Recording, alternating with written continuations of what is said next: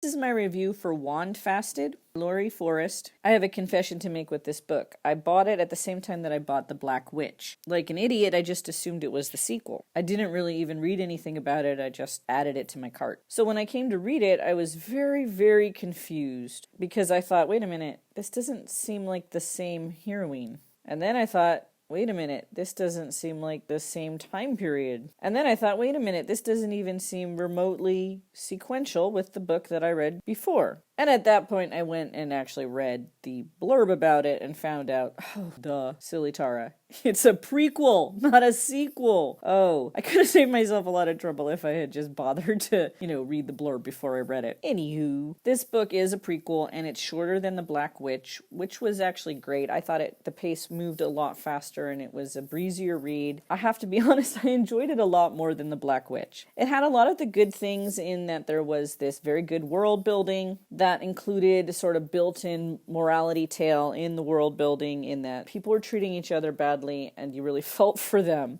And each side would take its position of power and abuse it by treating everybody badly, and there were these bad apples on both sides who would just, go on rampages, burning, torturing, murdering people, including children. So every side felt like it was the justified victim. That same kind of world building that we saw in The Black Witch is even stronger in a way, I would say, here in Wand Fasted. The reason I liked this prequel better is that it had the strong romance that I was hoping to have in The Black Witch. In The Black Witch, I felt like the morality tale, the politics of it, sort of overshadowed everything else in the story. In Wand Fasted, the romance is front and center, as implied by the Wand Fasted, which is their sort of arranged marriage ceremony. There is an arranged marriage at the heart of this novel, and there's all the tension that goes with the angsty love. Does he love me? Does he not love me? Is he only marrying me to save me from that other guy who's worse? They're both sort of forced into the marriage, and then each one is wondering, well, does the other person really love me, or did they only do this because magic? Because society, because they have a secret to hide, because they can't be with the person they really love. So much delicious angst. So angsty. I loved it. This is the kind of romance I really like. And it also had,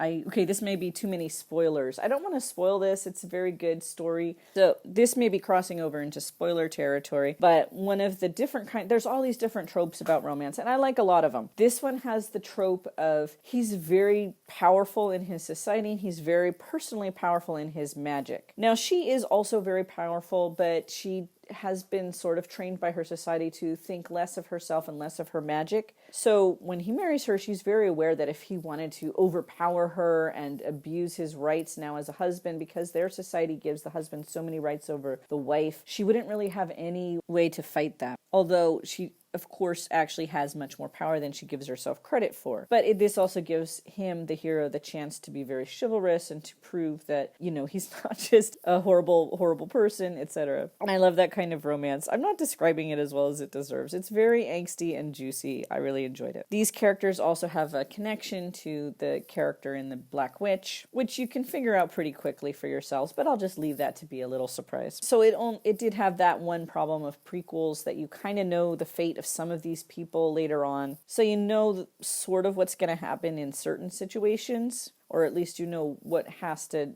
certain people are not going to die and certain people are going to be together because you know what happened later on from The Black Witch. Honestly, though, you could have probably just guessed that anyway, even if it hadn't been a prequel. So even if you read this one first and you don't know anybody's fate, I don't think it makes a difference if you read it actually before or after The Black Witch. I think it would be just as good and just as angsty and just as juicy either way. The other thing is this stands alone. So if you don't want to read The Black Witch, but you love angsty romance, I would highly suggest this one. Just go ahead and read it. If you want to start with this one, I'd say go ahead and start with it. It's a good standalone fantasy romance, and it also works well if you wanted more of that world in The Black Witch and you just want more depth to the world building. This book is really good for that too. So this is a recommend. I enjoyed it a lot. Wand Fasted by Laurie Forrest, and I'm going to keep it short because it was a short, sweet, delicious read. Tara out.